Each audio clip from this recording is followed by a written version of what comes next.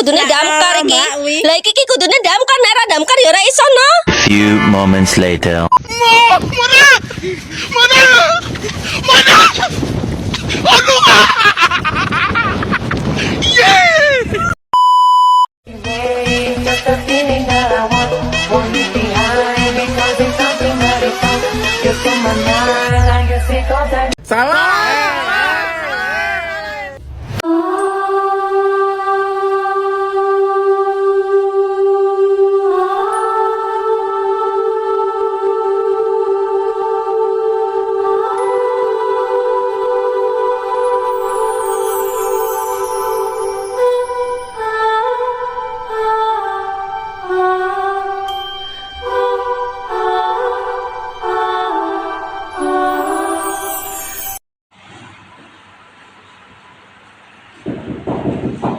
Ya, sebentar. Halo, selamat siang. Ibu. Silahkan duduk. Terima kasih.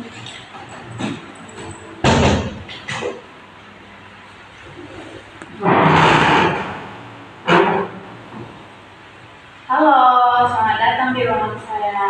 Boleh. Halo, nama kamu siapa kalau ibu boleh tahu? Nama saya Grace, Ibu. Oh, Grace dari kelas berapa? Saya dari kelas 12 IPA 2, Bu. Oh, sebentar lagi ujian ya. Apa gerangan nih yang membawa Grace datang ke ruangan itu? Jadi Bu, saya pusing Bu mau mikir jurusan kuliah saya ke depannya apa Bu? Oh iya ya, karena sudah kelas 12 memikirkan jurusan perkuliahan nanti ya. Kalau ibu boleh tahu, sebelumnya sudah pernah mengikuti kegiatan konseling individual belum? Belum pernah ibu. Belum pernah ya.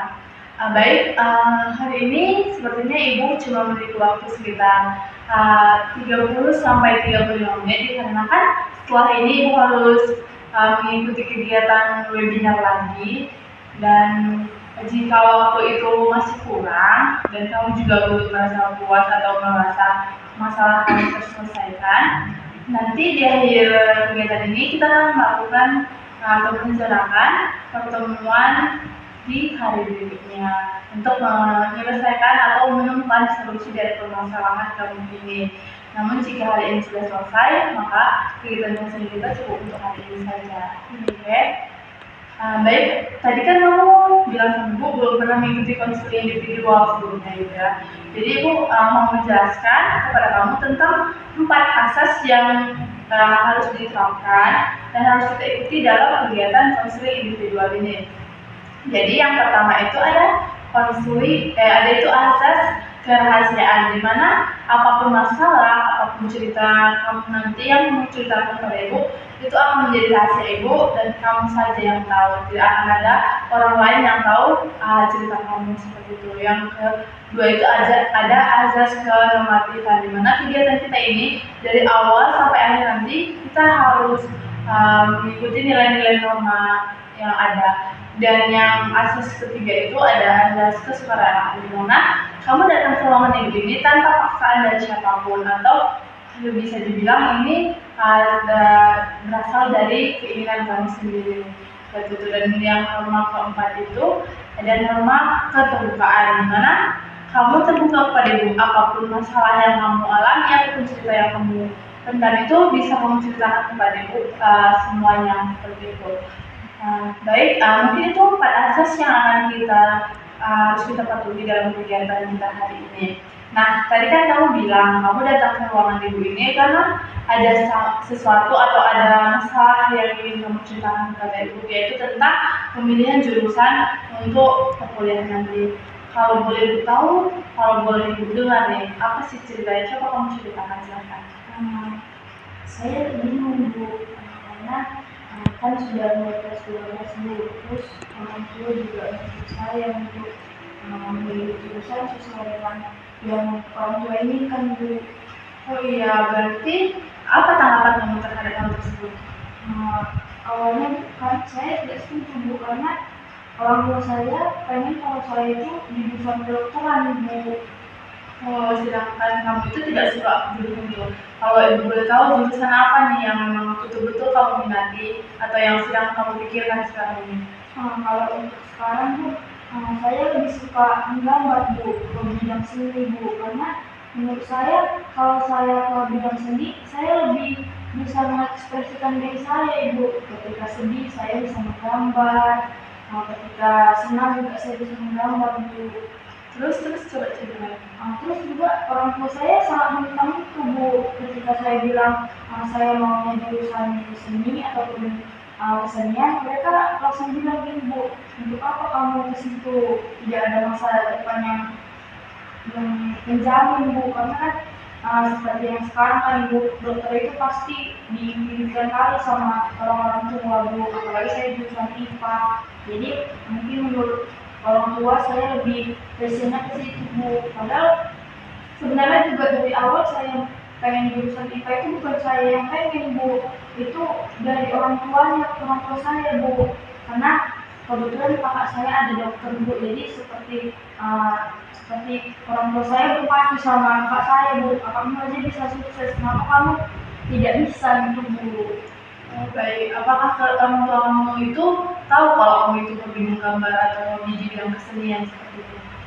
Sebenarnya orang tua saya tidak tahu Bu, karena saya juga takut untuk ngasih tahunya Bu, karena dari awal juga mereka sebelum saya masuk SMA juga mereka dari awal sudah menunjukkan kalau mereka itu pengen anaknya jadi dokter, nggak mau jadi yang lain Bu, makanya saya datang memilih Ibu, saya pusing Bu. Kamu sudah pernah nggak membicarakan kepada kedua orang tua kamu bahwasanya jurusan kedokteran itu menurut kamu itu tidak sesuai dengan diri kamu? Pernah sih Bu sekali, karena saya juga udah stres sekali Bu, karena dekat-dekat ini kan bakal memilih jurusan mau liburan. Saya udah pernah bilang Bu, kalau saya itu nggak cocok untuk ikut kedokteran, saya itu nggak bisa. Dari pelajarannya saja saya sudah tidak fokus lagi Bu. Makanya saya bilang saya maunya di jurusan seni, tapi mereka langsung marah sama saya, mereka langsung bilang untuk apa kamu jurusan seni, nggak ada masa depan yang cerah, kamu jadi apa gitu Bu. Ya.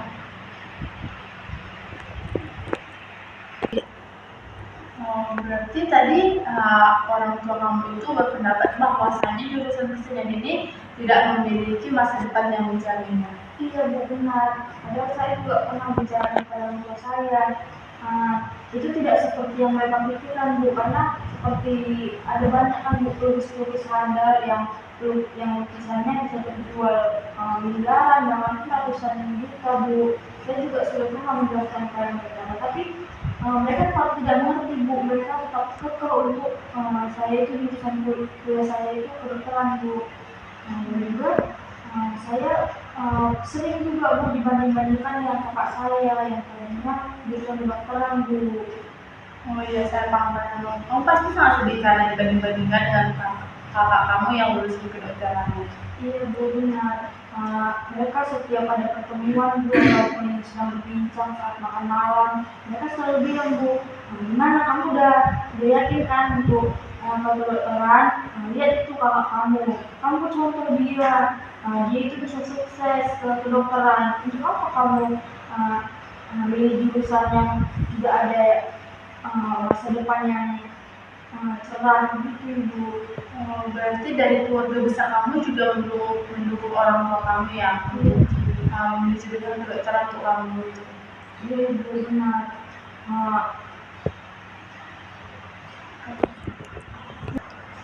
Berarti mereka juga mendukung penuh ya. Iya Ibu, kebetulan juga Bu, keluarga besar saya memang di bidang kesehatan Ibu, seperti kakek dan nenek saya itu dokter spesialis jantung Ibu, dan juga sepupu saya juga ada yang farmasi, bidan, jadi memang keluarga besar saya itu mendukung saya sekali ke kesehatan, makanya orang tua saya itu selalu mendukung saya Ibu, tidak boleh jurusan yang lain, harus kesehatan, karena mereka sudah melihat dari kakek nenek ataupun keluarga saya begitu Bu. Berarti dari keluarga besar kamu belum ada yang pernah mengambil jurusan di luar kesehatan? Iya Bu, belum. Baru saya yang berani ngomong saya tidak cocok, passion saya tidak di situ Bu. Kalau misalkan kamu dikasih peluang untuk memilih jurusan di kesenian, jurusan apa yang ingin kamu pilih? Saya Baik, kalau semisal kedua orang tua kamu masih peluang kamu mengambil jurusan kesenian, jadi kamu mau ngambil jurusan apa di bidang kesenian yang kamu inginkan? Kalau saya pengennya di seni rupa ataupun seni musik, Bu. Eh, Mengapa kamu memilih dua jurusan tersebut? karena kalau seni rupa, Bu, saya sudah suka itu kan, Bu, dari kecil saya suka menggambar, melukis. Kalau untuk seni musik itu saya tertarik, Bu, melihat zaman-zaman sekarang juga kan banyak yang penyanyi-penyanyi bisa main sekalian main gitar. Saya itu tertarik, Bu, juga di bidang musik, mempelajarinya, Bu. Seperti itu. Oh, kamu pernah nggak sebelumnya mengikuti perlombaan atau kejuaraan yang berbau seni seperti itu? Karena, Bu, awalnya juga ada, Bu, guru juga yang menawarkan tentang guru seni, Bu, maupun lomba-lomba, Bu. Nah, mulai dari situ saya mengikutinya, Bu, dengan tekun. Saya ikutin lomba lukisnya, Bu, mulai dari tingkat provinsi bahkan sampai ke nasional, Bu. Dan itu membuktikan, Bu, kalau saya itu memang riset saya di situ, Bu. Saya juga menang di situ, bahkan karya saya juga terjual, Bu, dan dibeli oleh orang lain, Bu. Nah, melalui lomba-lomba itu, Bu, ataupun sertifikat yang sudah saya dapatkan, menurut saya itu bisa menunjang saya ataupun saya lebih fokus untuk kuliahnya, Bu, karena seperti yang tadi saya bilang, saya punya saudara, Bu, yang ada di kedokteran. Saya juga melihat mereka bagaimana ngerjain tugasnya banyak, ataupun kelas-kelasnya, Bu, yang musik sampai malam-malam. Nanti kalau saya kedokteran, Bu, nanti saya tertekan kan, Bu. Ini masa depan saya, Bu, masa depan saya yang dipertaruhkan. Gimana nanti kalau saya stres ataupun bahkan seperti yang banyak orang beritakan, ada yang tertekan, stres, ada yang kuliah. Saya tidak mau, Bu. Oh iya ya. Iya, Bu, lagian kan, Bu, ini masa depan saya, Bu. Kenapa mereka harus campur tangan, Bu? Mereka memang mau, Bu, melihat saya stres dengan tugas-tugas yang bahkan saya tidak ngerti, saya nggak paham tentang tugas-tugas itu di bidang kedokteran. Saya juga dari awal nggak suka, Bu, dia atur SMA-nya mau jurusan ini, Bu. Itu semua kehendak mereka, Bu. Saya udah tahan ini dari lama, Bu. Tidak ada yang mengerti perasaan saya, Bu. Kenapa mereka selalu menekan saya, selalu menuntut saya untuk bisa, Bu? Iya, saya paham perasaan kamu. Kamu pasti sangat kesal. Iya, Bu. Ya, saya juga melihat kamu sangat kesal ya akan masalah ini. Tapi kamu ada nggak keinginan gitu untuk berdiskusi kembali atau mengatakan kembali kepada orang tua kamu terkait jurusan ini? Mana tahu mereka akan mendengarkan kamu atau terbuka pintu hatinya untuk membebaskan kamu memilih jurusan yang kamu inginkan. Tentu ada, Bu. Saya juga bahkan akan perjuangkan, Bu, jurusan saya ini, Bu. Karena memang itu yang saya pengen, Bu. Kalau yang lain juga pasti tidak bisa, Bu. Saya yakin, karena saya mengerti, Bu, diri saya, Bu. Saya sudah menetapkan itu sebagai jurusan untuk kuliah saya, Bu. Saya bakal ngomong ke orang tua saya untuk di hari kedepannya, untuk bisa menyampaikan mereka, dan semoga mereka juga setuju atas keputusan yang saya ambil ini, Bu. Ya. Baik, dari permasalahan yang sudah kamu ceritakan, Ibu jadi bisa menarik kesimpulan nih bahwasanya kamu itu memang kayak memiliki rasa kesal dan juga bingung seperti itu di antara harus mengikuti kemauan orang tua atau memilih jurusan sesuai keinginan dan passion kamu. Namun waktu kita sudah hampir berakhir, apakah kamu sudah hampir berakhir ya kan? Dan saya juga merasa bangga karena kamu sudah memiliki keinginan untuk mendiskusikan lagi permasalahan ini dengan kedua orang tua kamu. Dan Ibu berharap sekali kamu bisa melakukan hal tersebut, kamu bisa mendiskusikan kembali tentang pertimbangan jurusan kamu dengan pertimbangan jurusan dari kedua orang tua kamu. Dan saya harap kamu bisa menemukan titik solusi dari permasalahan yang kamu alami ini setelah melakukan diskusi dengan orang tua kamu. Namun saya ingin bertanya lagi kepada kamu, apakah kamu sudah cukup dengan pertemuan kali ini, sudah puas, atau kita akan menjadwalkan pertemuan konseling individu di hari berikutnya atau di kesempatan berikutnya. Kalau menurut saya sudah cukup. Oh baik, jika memang hal ini, kegiatan kita hari ini sudah cukup untuk kamu, saya harap dari pembahasan kita ini kamu bisa menemukan solusi, dan saya harap permasalahan kamu ini dapat cepat selesai supaya tidak mengganggu proses pembelajaran kamu dan nilai-nilai kamu serta ujian kamu di kedepannya. Dan karena waktu saya sudah habis dan kamu juga sudah merasa cukup dengan pertemuan kali ini, mungkin tidak ada konseling individual hari ini, kita cukupkan sampai di sini. Dan terima kasih sudah datang ke ruangan saya dan sudah percaya kepada Ibu, cerita permasalahan kamu kepada Ibu, dan Ibu janji sesuai dengan hadis tadi, apapun yang kamu ceritakan tadi akan Ibu rahasiakan, hanya kita berdua yang tahu. Baik, terima kasih Amanda, sampai bertemu lagi. Terima kasih ya Bu, dengan saya Bu. Dari saya anak. Ini sih Bu, ya, Betty. Thank you, everyone! Thank you, Elmar! Boom!